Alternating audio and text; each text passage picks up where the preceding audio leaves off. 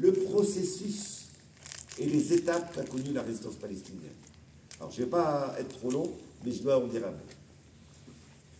La résistance palestinienne commence, je vous le disais, au moment de l'Empire ottoman.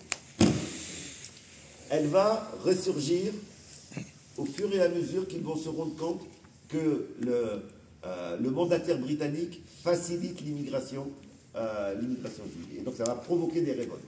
Ces révoltes vont d'abord être des révoltes locales, la révolte de Jérusalem en 1920, la révolte de Jaffa en 1928, donc ça va d'Hébron. Ça va d'abord être des révoltes locales. Et cela va déboucher sur une révolte qui va être une révolte particulière, qui est ce que les Palestiniens ont appelé la grande révolte nationale. Peut-être qu'il faut... Ils ont appelé ça la grande révolte nationale palestinienne. C'est une révolte qu'il faut vraiment connaître, parce que c'est une révolte... C'est une révolte qui a utilisé toutes les formes de lutte pendant 3 ans. Elle a duré 3 ans, avec une grève qui a duré 3 ans, avec des opérations de boycott de l'ensemble des produits qui dépendaient du mandataire britannique, avec une lutte armée qui a commencé à ce moment-là. Bref, tous les moyens de lutte ont été utilisés à ce moment-là. Après, il y a eu la Seconde Guerre mondiale, et donc ça a produit un affaissement. Les préoccupations étaient ailleurs. Et puis, qu'est-ce qui s'est passé en 1948 ? Qu'est-ce qui s'est passé en 1948 ? La création de l'État d'Israël, contrairement au roman qui est diffusé, n'est pas une création d'un petit David qui a affronté de nombreux Goliaths et les a battus. Dans la révolte de 1936, pour mater la révolte de 1936, et là je donne les chiffres et je donne le nombre d'armes, etc., le mandataire britannique a armé les milices sionistes. Et ces milices sionistes vont donc devenir quasiment une armée. Lorsqu'a lieu la guerre de 1948, lorsqu'un certain nombre de pays arabes refusent la création de l'État d'Israël, les milices sionistes, l'armée de ces milices, a un nombre d'armes et un nombre de combattants supérieur à toutes les armées arabes réunies. Vous dire, par rapport au narratif qu'on a pu vous raconter, on est dans une situation... 1948, ça se termine par l'expulsion de millions de Palestiniens qui se retrouvent à l'extérieur.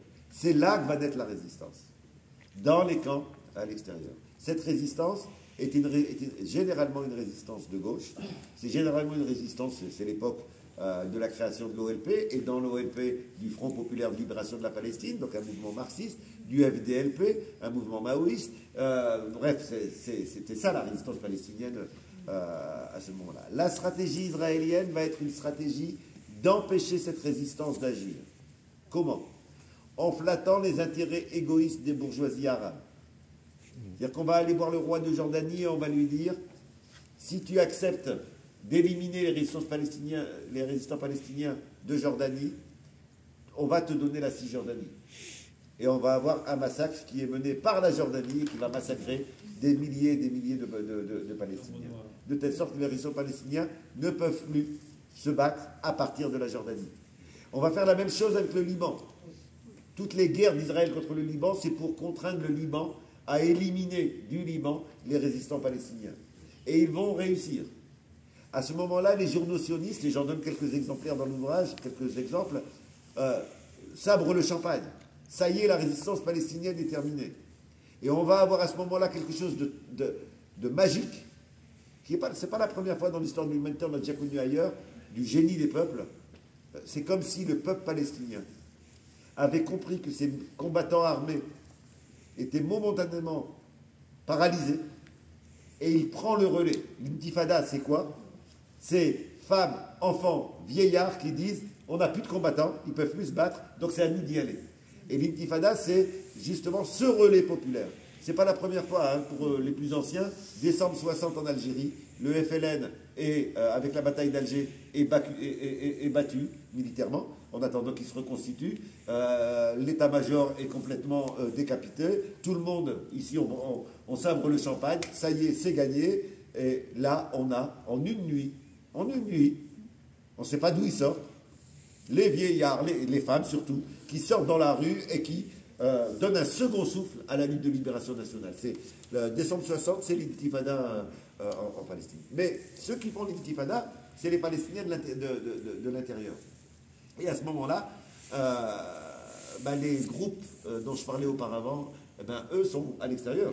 Ils sont paralysés. Et c'est de là que va dater les premiers mouvements de libération nationale à connotation religieuse. On va avoir le Hamas et le djihad islamique. Après, sur ceux qui sont embêtés par la dimension de connotation musulmane, il faut toujours se poser la question en situation concrète, c'est-à-dire dans le contexte. C'est Frantz Fanon, un grand monsieur qu'il faut lire et relire, il est d'une actualité brûlante. Voilà. Il y a un film qui vient de sortir. Frantz Fanon disait, en situation coloniale, la dimension coloniale surdétermine toutes les autres questions. C'est-à-dire qu'en situation coloniale, cette dimension-là surdétermine la question sociale, surdétermine la question religieuse, surdétermine toutes les autres questions. Pourquoi les Palestiniens soutiennent le Hamas? Ce n'est pas pour sa religion, hein. C'est pour son anticolonialisme. Et c'est pour cela, c'est parce qu'il résiste, c'est pour son anticolonialisme. D'ailleurs, en Palestine, ils ne comprennent pas les débats qu'on a ici en Occident sur certains disant je ne peux pas soutenir le Hamas, quand même c'est religieux, etc. Ils ne comprennent pas. Hein. Ils ont...